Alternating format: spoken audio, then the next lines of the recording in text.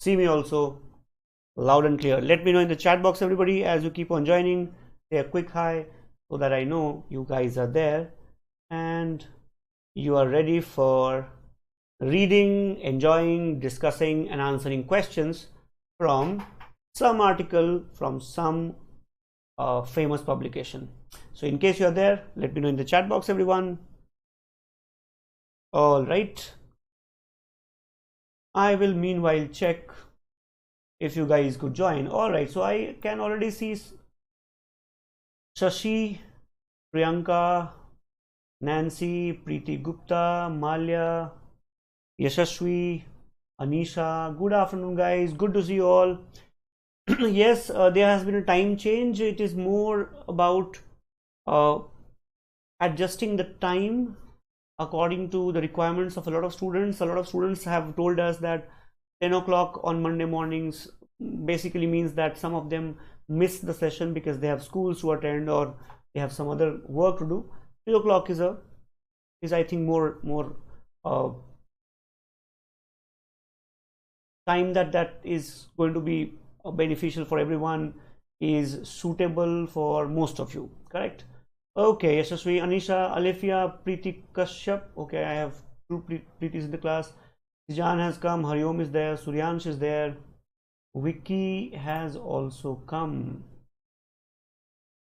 All right, everyone. So you guys are aware of what we do in this session. So what I do is I take some interesting article from some website or newspapers, or it could be a simple article from some writer's personal website. So the article I take are from various sources. We read them together. We pay attention to vocab, we pay attention to grammar, we pay attention to the structure of the author, we look at the writing style, and then we try to understand the author's main point, and of course answer questions based on that. So in case you are ready, let me know in the chat box. Mayank, Muskan, good afternoon. Tijan, I'm good. Let's begin now. I think you guys are ready. So what I'm doing is I'm going to show you an article now. This is a very interesting article, and I thought you guys should read. The article appeared on this famous political magazine called Policy, and it's a beautiful article, a short article, part of a longer article actually, but I couldn't have brought that article here. That the original article is pretty long, this part of it, and it's a good writing, and we'll read it together and then we'll see what kind of questions can we answer from the paragraph. Okay, all right, without any more delay, let's begin. So here is the article. I'm not writing anything so that I don't end up moving the slides unnecessarily. So I'm going to use my trusted laser pointer. Okay, so let's read it, and I will ask you questions. Keep your ears open for the questions and answer as fast as you can. Okay, let's make it interactive, let's make it fruitful. When I read that Alberto Fujimori, former president of Peru, had been sentenced to 7.5 years imprisonment for corruption, to run concurrently means at the same time, with the 25 years he is already serving for abuse of human rights. My mind drifted to the time when I was in Peru during the election that first brought Fujimori to power. The beginning of the passage is dramatic. It talks about a former president of Peru, Alberto Fujimori, and it starts with a very startling information.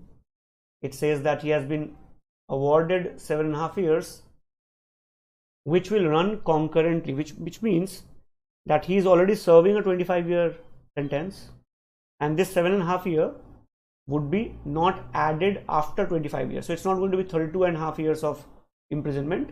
This 25 years will include this 7.5. So he would be out after 25 years in prison. But look at the reason why he is in prison: abuse of human rights and corruption. Correct. Now, we don't know yet whether the charges were proved in the most in an honest manner, or the charges were proved in a political vendetta manner. We don't know exactly that, but looks like this person is charged with something very serious. Correct? Okay. Now I need not ask, but I hope you guys know where Peru is, which part of the world, right? Please don't tell me Africa. I have noticed that most of the time when you guys do not know where a country is located, you invariably say Africa, because I think you guys think Africa contains everything which is not part of Asia or America, right? So Peru is in South America, that I think you know, and capital, etc. I'm pretty sure you're aware of. So my GK is weak. You can help me by telling me what is the capital of Peru, in case you know. In case you don't know, it's okay. Maybe you should just find out more about it. All right. If I'm not wrong, this country is very famous for some World Heritage Site also. UNESCO kind of site, Peru. It was also part of, it also had a very famous empire. I think so, right? South America, and the capital is Lima. Yes, I think you guys have solid GK. Very good. It's also very famous for some kind of empire. I have forgotten that. And it's also famous for some kind of lines that can be seen from the air. Okay, pictorial lines. Very good. Lima. Everybody knows Lima. Lima. Okay. Good. Great. All right. So let me know those things also, in case you know, because my GK, you know, is not as good as yours. So we can exchange information, right? Okay, let's read. His opponent was the world famous novelist Mario Vargas Llosa. Llosa was highly intelligent and eloquent. Eloquent means somebody who can speak very well. Okay. And had a clear idea of how to get Peru out of its current economic and political nightmare. Now pay attention, guys. He was an intelligent person, a well-spoken person. The opponent was an intelligent person, well-spoken person, famous novelist, the opponent, okay, the one who got defeated. And he also knew how to get the country out of the political and social and economic mess. The opponent was standing for election out of patriotism and had nothing to prove, nothing to gain. So I'm pretty sure you get the idea. The author was surprised probably by the result of the election. Now let me ask you something. Between this Alberto Fujimori and Mario Vargas Llosa, I hope you understand who the author favored, right? I'm pretty sure you understand who the author favored, right? The author is eloquent about, is very happy about telling you a lot of good things about Mario Vargas Llosa, but he started by saying something negative about Alberto Fujimori. So you can figure out the author's intention from here, correct? Okay. So mathematics zone for Prajapati sir. Is that your handle name? Okay. Yes, you are right. Machu Picchu. Yes, that's correct. That is the famous World Heritage Site, I think. Okay, so yes, so this person was, the author is very clearly pro-opponent, was not probably a big fan of Alberto Fujimori. Then it says Fujimori won. Now pay attention, everybody. Do you see the length of the sentence? 2 words. Can you figure out the underlying statement, intention of the author? Why is he using 2 words for a line? Fujimori won. What is he expressing through this line? Can you tell? Fujimori won. 2 lines, 1 sentence. But can we figure out the author's intention here? What is the author trying to express through that? Can you tell? Please try. This will show you how a writer can use less number of words but can be very effective. You don't have to write long sentences to create impact, yes or no? You can feel the astonishment, the surprise, the shock of the author in these two words. Yes or no? Let me know, guys. He was totally shocked, disappointed, dejected. He was like, oh my god, I can't believe that this guy won, but this guy won. You can almost hear the silence after those two words. Yes or no? That's the power of words. That's the power of writing. You can almost feel that surprise, shock, pain of the author coming out. Yes or no? Absolutely. He says, Fujimori won. I hadn't appreciated just how much his obscurity might help him. So great was the disillusionment in the country with national figures. This article also has a very beautiful point.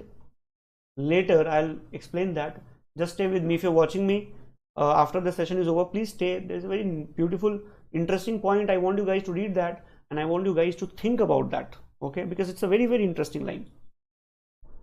I hadn't appreciated just how much his obscurity. Obscurity means nobody knew about him. Nobody knew about him. And the author says, I had not really understood how his not being famous helped him, and how the country was disappointed with national figures. This novelist was a world famous novelist. The country did not want such people.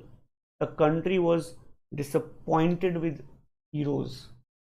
The country chose someone who nobody knew, Alberto Fujimori. Nobody knew about this guy. Okay. I have read about this person. I don't know if it's given in the paragraph. I don't recall. But this guy, Alberto Fujimori, in real life, I think was a professor of agriculture or something. Okay. So this author is saying national figures people were frustrated with. One Peruvian peasant captured the mood perfectly when asked why he had voted for Fujimori. Because I didn't know anything about him, he replied. He said, I didn't know about him, so I thought this guy can do something. Because all the famous guys were doing nothing. Yes or no? You see how a country and people of the country can become disillusioned, disappointed, frustrated with people who are very famous. And that is why, surprisingly, sometimes those who are not well known can win. Has that happened in India also? Something like that may not be at a national scale, but state level. I think that rings a bell there. Yes or no? Ram Jyoti, hello Ram Jyoti. So in case it rings a bell, let me know in the chat box. Let's read further.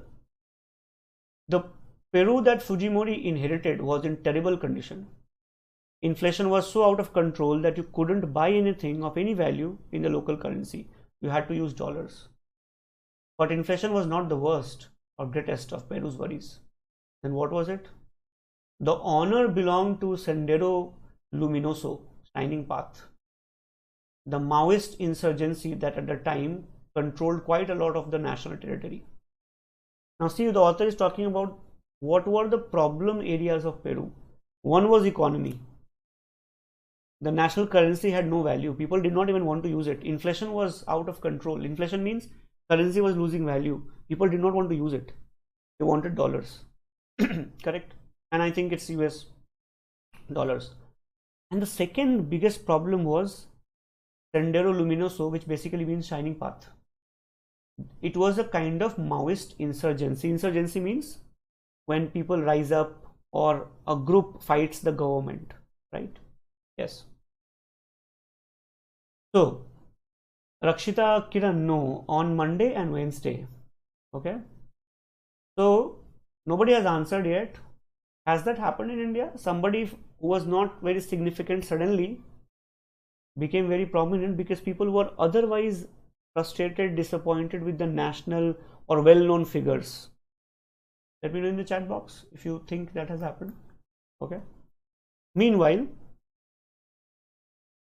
Maoist insurgency, I hope you understand, is a group of people who believe that what Mao Chairman Mao Zedong did in China was correct, that capturing power by using violence and imposing Marxist ideology on people. Correct? Now, very clearly, Marxist or thinkers would say, no, people wanted that and things like that. But broadly, that's what it was like. And I was convinced that if Sendero won, there would be another Cambodia in Peru. Tyranny on a much larger scale. Cambodia in Peru, another Cambodia. What happened in Cambodia? Anybody, have you heard of Cambodia as a country? Do you know what happened?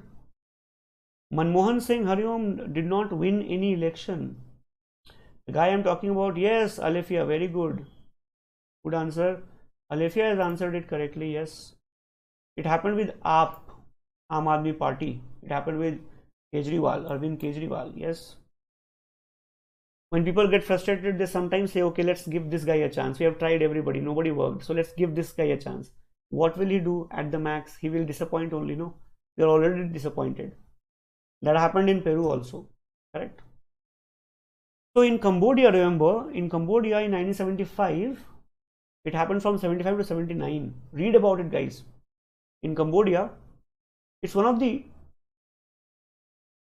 saddest chapters in history, and that too unknown. Mostly people don't know about it. In Cambodia in 1975, there was an extremist leftist group called Khmer Rouge. Okay, they came to power, they captured power, and they announced that they will make this country a farmer's country. People would live collectively. They will have no personal kitchen. They will have no private property.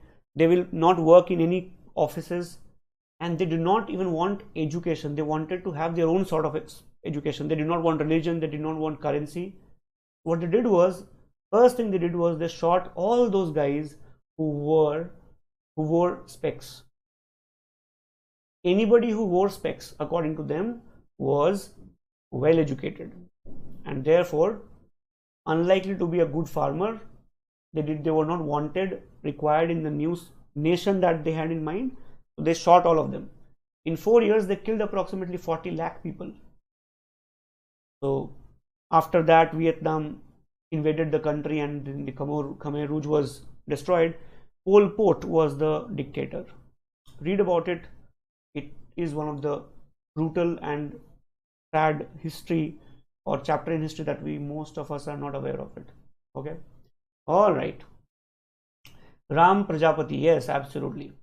Cambodian genocide. It's known as Cambodian genocide. Pol Pot did that. So author is saying that if these guys, Sendero Luminoso, if these guys had won, Peru would have become Cambodia. Same thing, leftist extremist would have made the country similar. The history of Sendero was instructive. Now, look at the 2 points he talks about, very interesting points. The author says, the history of Sendero was instructive. Instructive here means full of lessons. Okay, full of lessons from 2 points. First, it destroys the notion that such revolutionary movements are the direct and spontaneous product of the grievances of the poor. Author says, the history of Sendero proves that people say that such kind of revolutions take place because poor people have grievances. Grievances are basically problems that nobody talks about or does not care about. The author says these kind of movements don't start from there. They don't start from the grievances of the poor. They come from outside. They are born because of another reason. And what is that?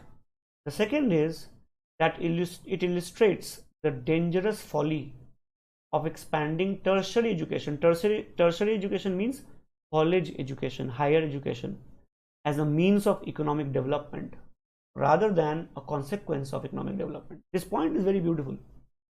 Author, listen to it very, very carefully. Think about it. Author is saying, when a country becomes prosperous, economic development comes, people should get higher education.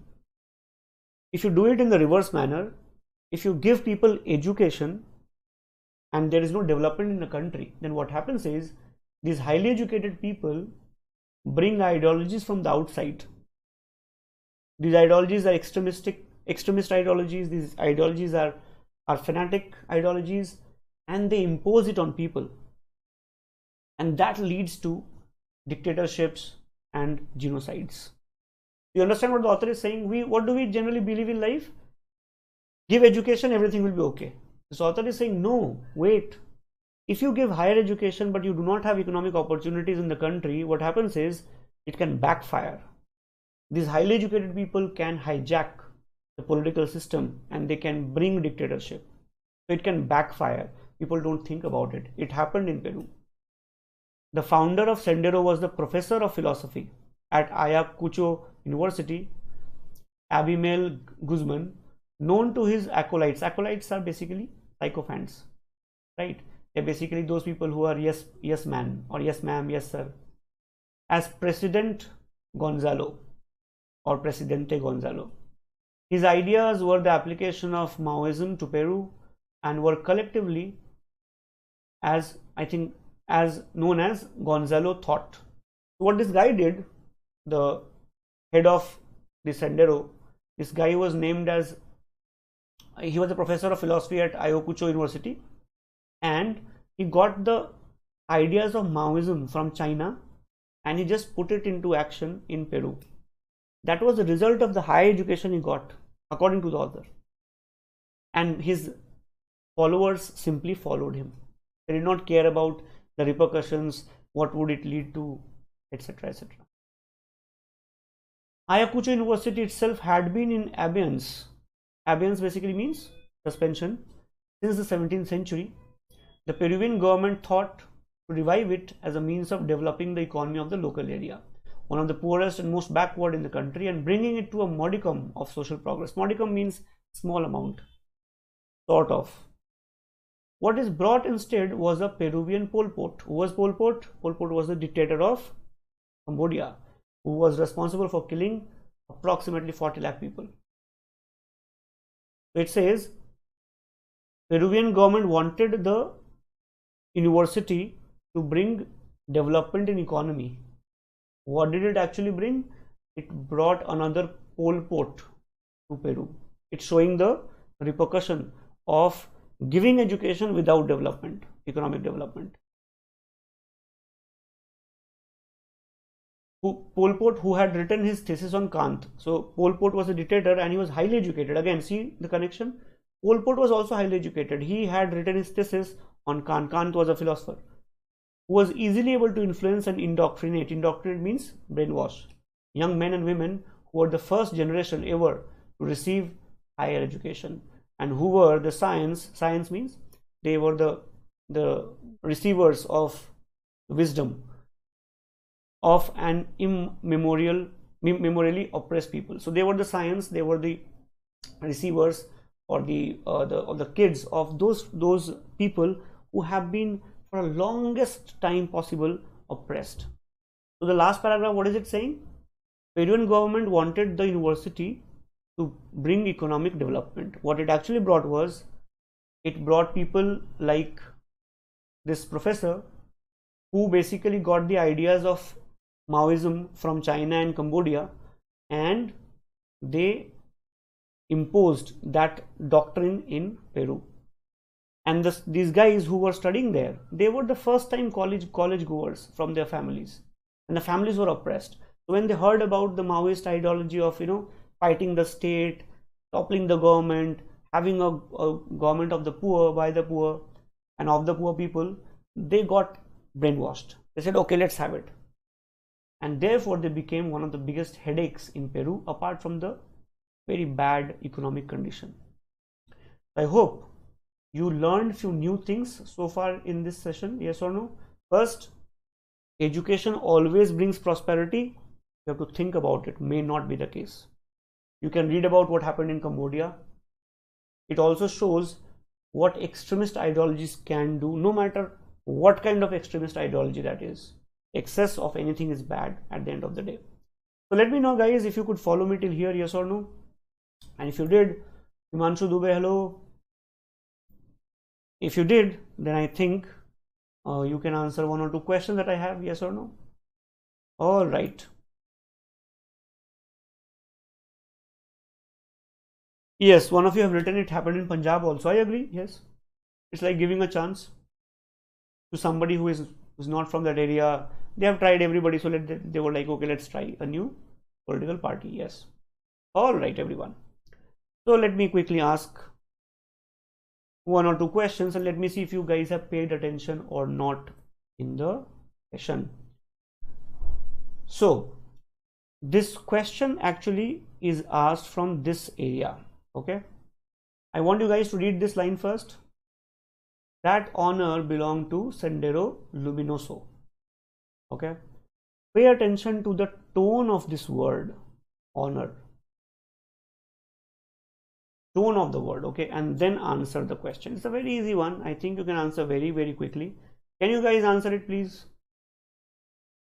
Let's see if you're paying attention. What is the tone of that one particular word? Remember, guys, you can get tone of the word also, not only sentences. Tone of the word, one word. Preeti says D. Preeti Gupta says D. We have two Preetis in the class. Let's see. We have an app session at 4 o'clock. If you're free, you are most welcome there. We would handle passage based questions there also, very interesting questions. If you are free, please come at 4 o'clock on app as well. Okay, I am getting D, B. Suryansh Gautam said B. C. Vicky is saying C. Alefia C. Vicky hold. Vicky has written C 100 times. Muskan C. Vishal D. Okay, let's see what is the answer. But I'm waiting for everybody to answer. Okay. All right, everyone. Let's see. So B, C. All right, everyone. Let's see. The tone of the word honor as used in the passage is not. Now, if you go back to the paragraph, it says, Peru was in a terrible condition. Okay, and the first responsible reason was inflation. And it says, but it was not the worst problem. That honor. Do you think the author really means honor in a positive sense? No.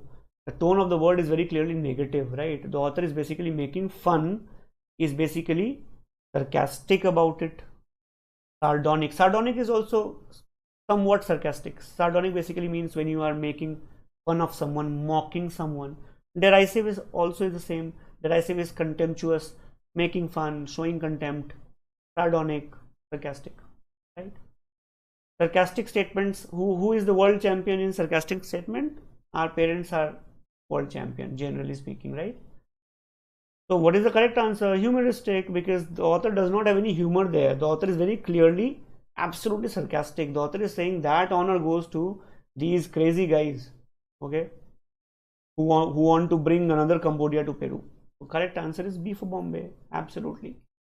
Now remember, guys, if you did not see the word not, congratulations, you just made sure that somebody else goes to one of the top NLUs, not you. Okay, so Vishal, wrong answer. Muskan, wrong answer. Hitesh, you got correct answer on the app. How about others? You got it? Okay, let's try again. Obscurity, you have done the word obscure, right? Obscure, obscurity. We have done it in the passage also. Can you answer? Okay, no excuses this time, huh? No excuses this time. Please give me correct answer. I want correct answer. Let's see, everybody. Let's see.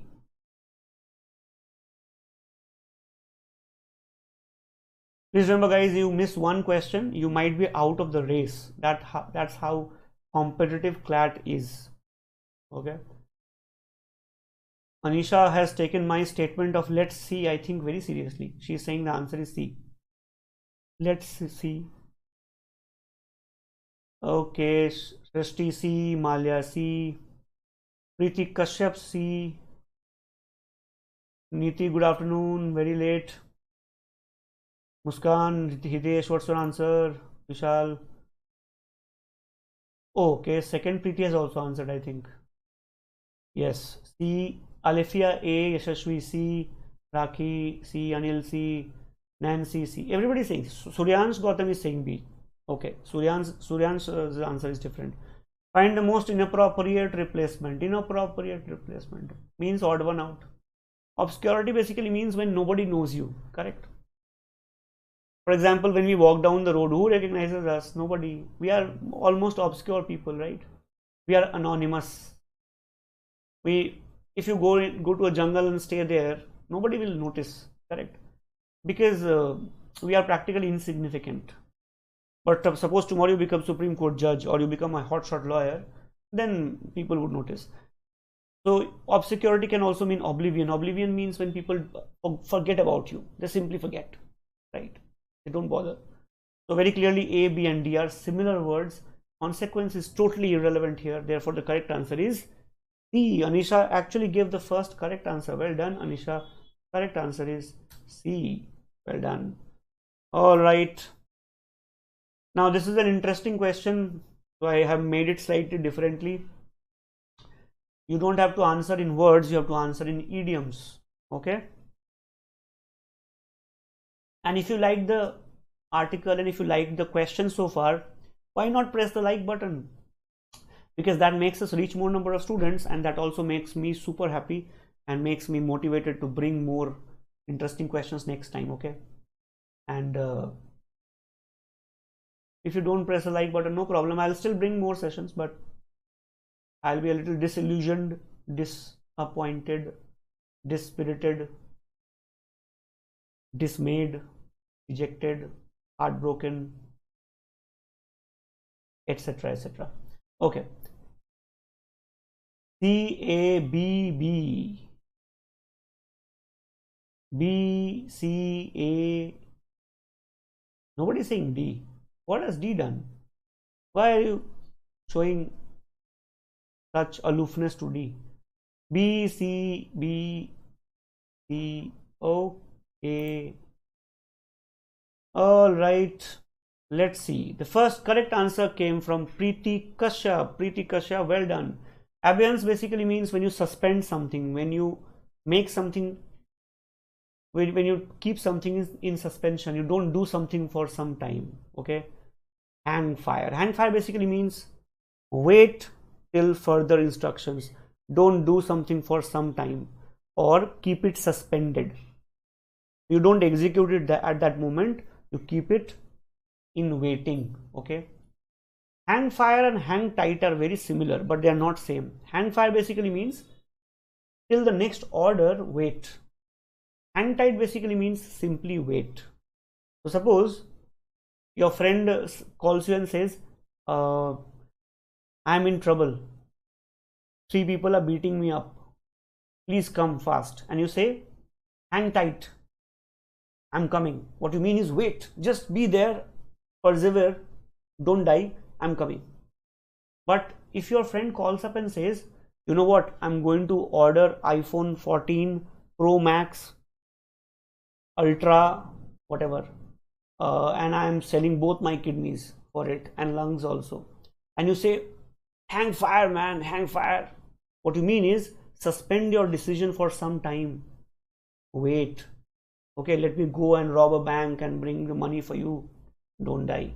So there's a very tight difference here, very small difference.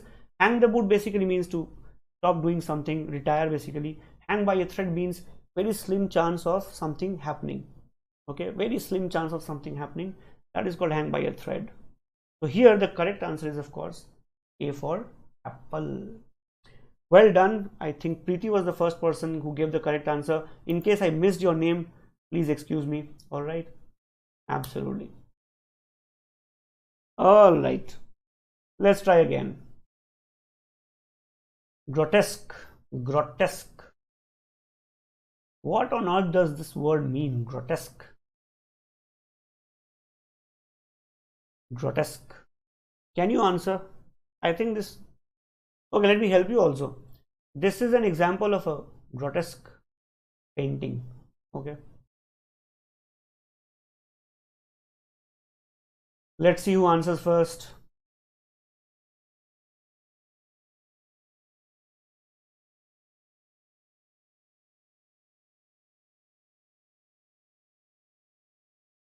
Okay. C, C, C, B, B, C, D. Okay. Let me tell you the interesting story around it, and then I'll tell you who gave the first correct answer. Okay. I'll tell you who gave me the first correct answer.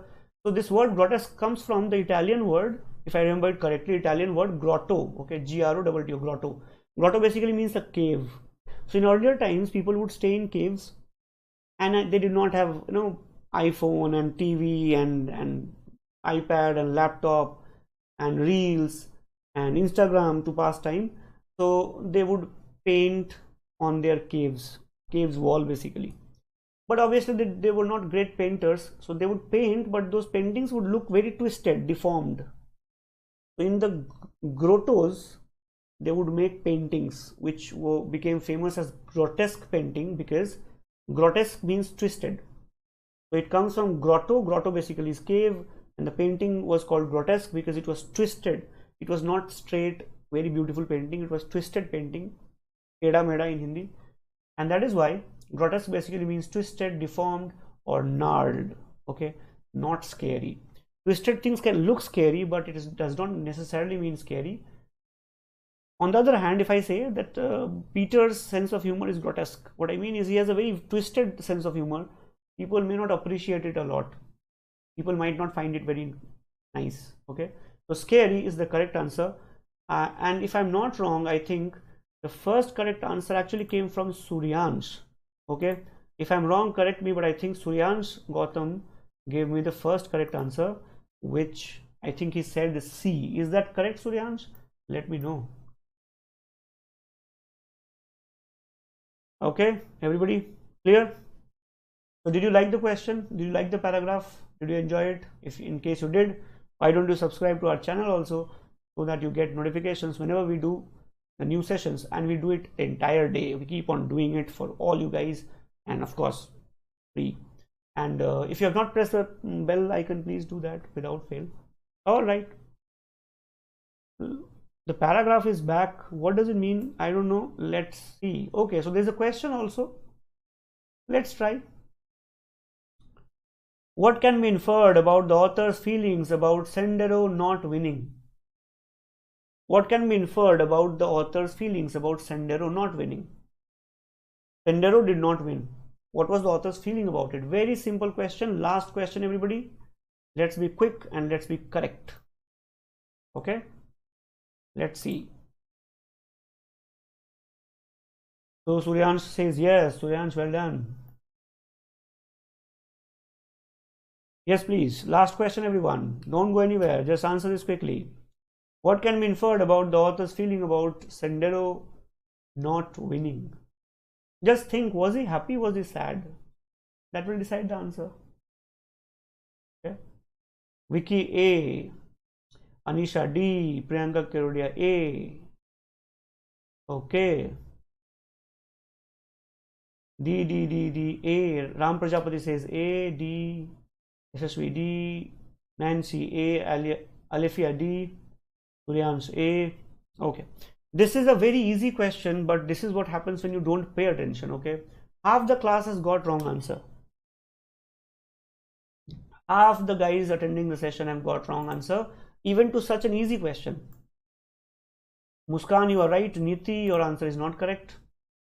Okay, so Rakshita Kiran, hold your horses. You have sent the same answer 10 times.